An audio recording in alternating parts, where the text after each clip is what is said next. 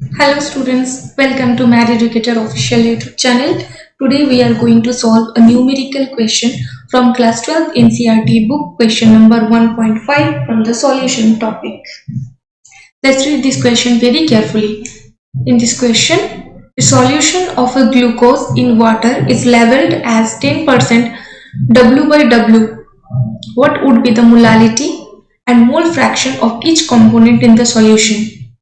Additionally, it also asked if the density of solution is 1.2 gram per milliliter, then what shall be the molarity of the solution?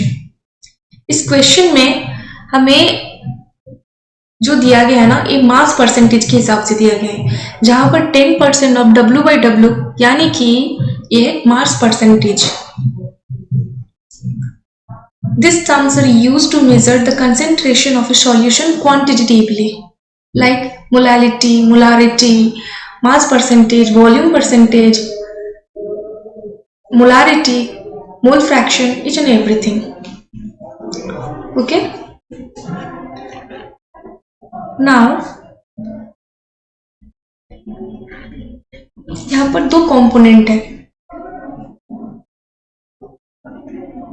Component formula and molar mass. To define the molar mass, we must have to know about the atomic number and the atomic masses. For the 11th and class 12th grade, हम अगर class periodic table में for number first element से 30th element तक के सब element and atom की अगर atomic mass and atomic number को याद कर लेते तो इसके सारे न्यूमेरिकल्स हम आसानी से सॉल्व कर सकते हैं. ठीक है, तो पहले तो आप उसको याद करके आना. अभी इस क्वेश्चन के लिए मैं यहाँ पर को बता दे रही हूँ. ग्लूकोज, इसका जो फॉर्मूला है ना वो C6H12O6 होता है एंड इसका मोलर मास होता है 180.18.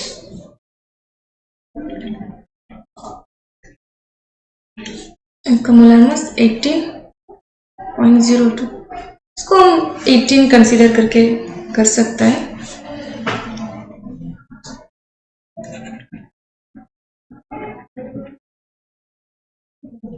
Assuming this, the total solution is 100 gram of solution.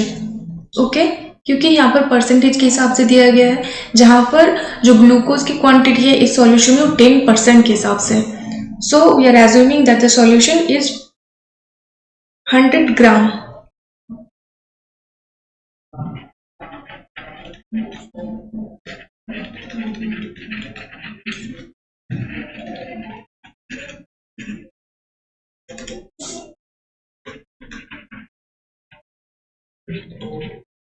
The mass of glucose is 10 gram, 10%.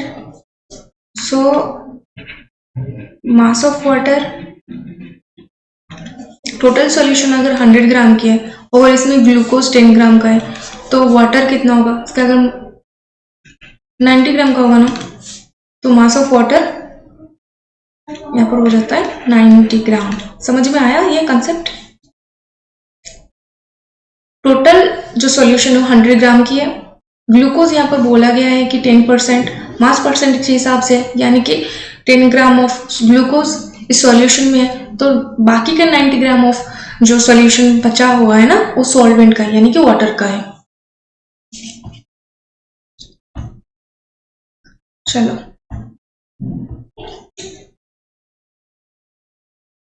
अभी हम डिफाइन करेंगे moles of each component.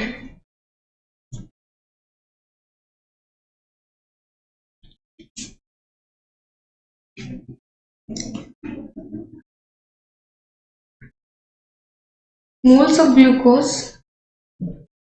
To determine the moles of each component, there is a formula like mass divided by molar mass.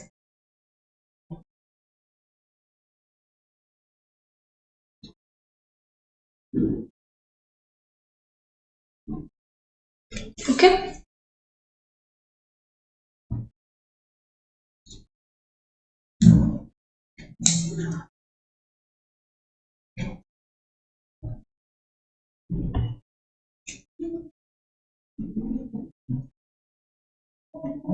इसको define करेंगे पहले।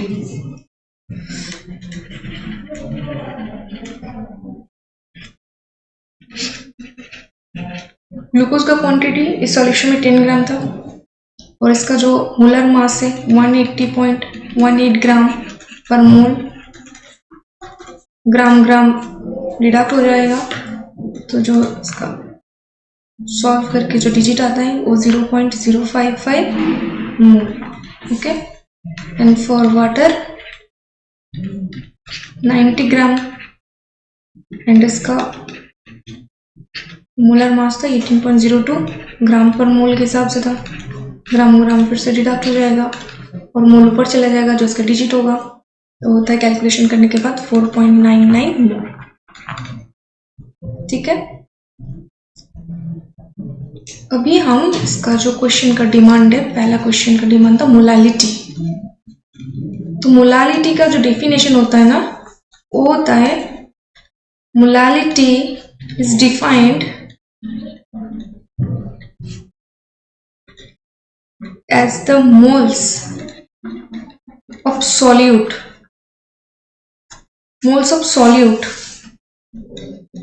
per kilogram of solvent। यानी कि कितने amount, अगर 1 kg कोई सॉल्वेंट हो तो उसमें कितना अमाउंट ऑफ, कितना moles of amount solute particles उसमें डिसॉल्व हुआ है, वो हमें यहाँ से पता चल लगता है। इसको हम स्मॉल m से डिनोट करते हैं। तो इसका जो फॉर्मूला हो जाता है वो मोल्स ऑफ सॉल्यूट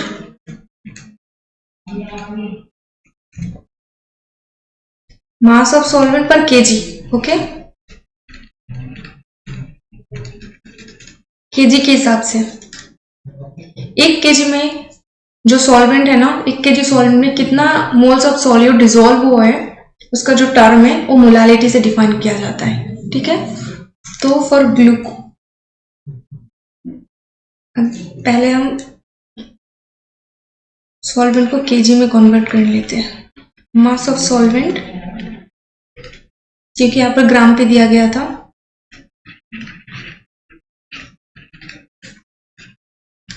केजी में कन्वर्ट करने के लिए ग्राम को अगर हम 1000 से डिवाइड करते हैं तो टर्म केजी में कन्वर्ट हो जाता है, तो उसका डिजिट 0.090 केजी हो जाएगा।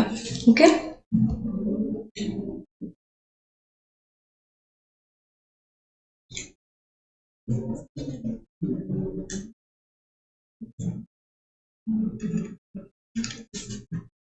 अभी मोलालिटी हो जाएगा इसका 0.055 मोल डिवाइडेड बाय 0.090 केजी एंड इसका जो रिजल्ट है 0.616 मोल पर केजी। हम अगर कोई इक्वेशन में उसका वैल्यूज पुट करते हैं तो उसके साथ उसका यूनिट को भी पुट करेंगे, क्योंकि उसका जो यूनिट होता है ना, तो आपस में वो कैलकुलेशन करके जो प्रॉपर डिजिट होता है कोई रिजल्ट की तो आ जाएगा। लाइक मोल, इस जो मॉलिक्यूल्स का जो मोल्स है ना सॉल्यूट का, वो मोल पर है और उसका जो मास ऑफ सॉल्वेंट वो केजी पर है, तो उसका जो डिजिट हो गया है ना इस मोलालिटी का, वो है मोल पर केजी। इससे हमारे जो यूनिट है ना वो गलत होने के चांसेस ना के बराबर हो जाते हैं।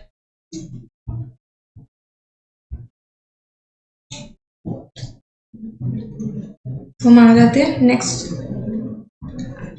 टॉपिक पर, जो मोल फ्रैक्शन है। मोल फ्रैक्शन क्या है?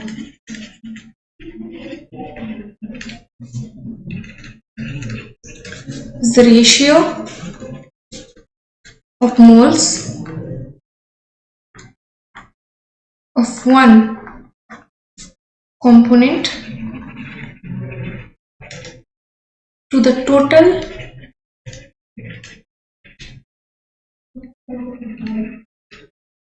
moles of all component. अगर किसी सॉल्यूशन में सॉल्यूट पार्टिकल्स के जितने भी मोल्स अमाउंट प्रेजेंट है एंड उसको अगर किसी पर्टिकुलर, मान लो कि particular amount like component A के लिए अगर हम कोई मोल फ्रैक्शन को डिफाइन करने वाले हैं, तो number of moles component A के लिए जितने भी सॉल्यूशन में प्रेजेंट है उसको divided by the total number of moles component A plus component B plus component C, जितने भी अमाउंट प्रेजेंट है सभी को टोटल करके जो सम आता है ना उससे डिवाइड कर देते हैं। तो अगर जो रिजल्ट आता है वो हो जाता है mole fraction. In this case इसमें दो मॉलिक्यूल्स, दो कंपोनेंट्स प्रेजेंट है, लाइक एक हो गया ग्लूकोज का एंड सेकेंड हो गया है वाटर का। तो यहाँ पर इसका जो जनरल फॉर्मूला है ना वो है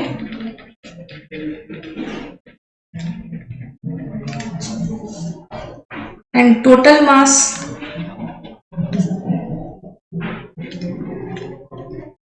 इन टोटल के लिए and glucose plus and water. तो फॉर्मूले में पुट करने के बाद ग्लूकोज के लिए 0.055 प्लस 4.99 एंड इसका रिजल्ट होता है टोटल करने के बाद 5.04 मोल। अभी ग्लूकोज के लिए मोल फ्रैक्शन डिफाइन करेंगे। मोल फ्रैक्शन ग्लूकोज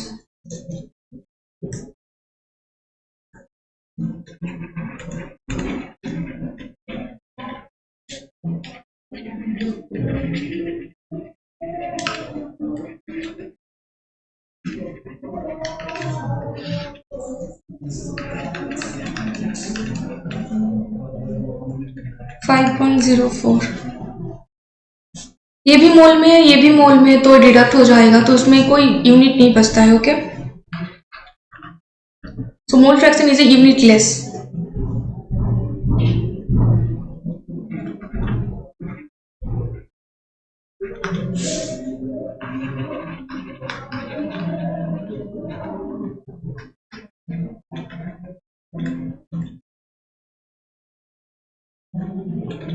वाटर के लिए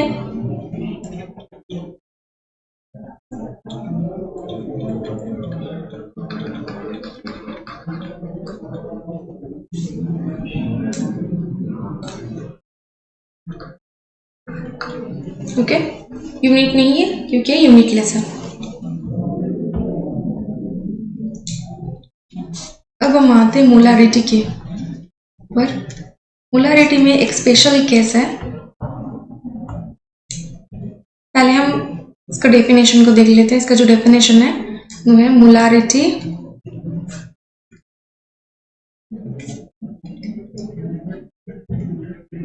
is defined as the moles of solute per liter of solution। Molarity किसमें था? मास के ऊपर था। 1 kg में कितना number of mole solute present है।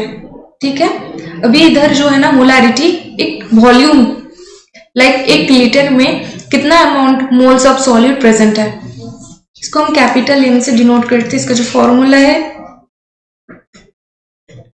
Moles of solute divided by volume of solution in litre. वहां पर क्या था? केजी। जो गिवन डेंसिटी है 1.2 ग्राम पर मिलीलीटर में था।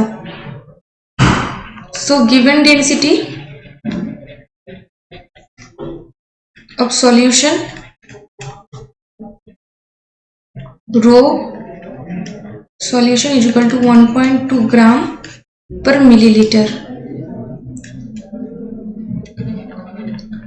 So इसमें ना पहले हमने कंसीडर कर लिया था कि जो टोटल सॉल्यूशन है वो 100 ग्राम की सॉल्यूशन है, तो उसका जो टोटल मास है 100 ग्राम है। ठीक है, 100 ग्राम मास of solution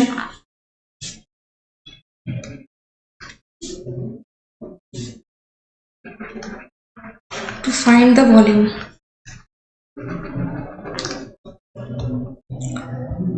डेंसिटी का जो फॉर्मूला है ना, मास बाय वॉल्यूम होता है। यूनिट से पता लग जा सकते हो। यहाँ पर जो यूनिट है ना वो ग्राम है। ग्राम किसका यूनिट होता है? मास का। वॉल्यूम जो ml है ना वो वॉल्यूम का। सो इसका जो डेंसिटी है ना वो दो यूनिट को कंपाइल करके बना हुआ है, लाइक ग्राम पर मिलीलीटर। सो मास पर वॉल्यूम। ओके, नाउ हम यहाँ पर सॉल्यूशन डिटरमाइन करने वाले हैं। तो मास डिवाइडेड बाय डेंसिटी यानी कि रो हो जाएगा। Substituting this values 100 gram divided by 1.2 ग्राम पर मिलीलीटर, ग्राम ग्राम डिडक्ट हो जाएगा। इसका जो रिजल्ट होगा वो 83.33 मिलीलीटर। इस वॉल्यूम को अभी हम लीटर में कन्वर्ट करेंगे, क्योंकि जो सॉल्वेंट है यानी कि जो सॉल्यूशन है ना उस सॉल्यूशन ml पर इसका रिजल्ट आया है। तो इसका हमें इस मोलारिटी को डिफाइन करने के लिए लीटर में कन्वर्ट करना पड़ेगा। तो इसको लीटर में अगर कन्वर्ट करना है तो हमें इसको 1000 से डिवाइड करना पड़ेगा। So volume in litre, we solve liter 83.33 divided by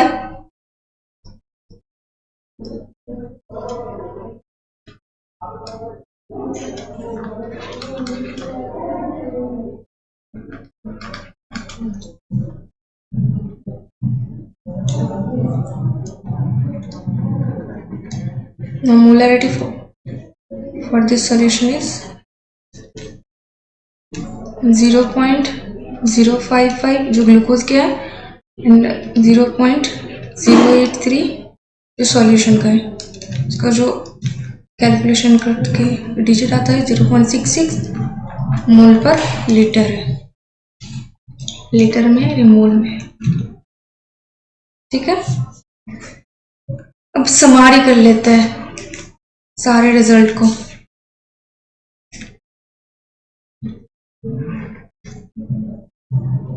molality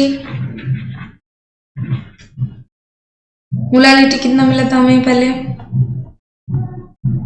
molality था 0.616 मोल पर केजी। तो ये हो जाएगा 0.616 मोल पर केजी।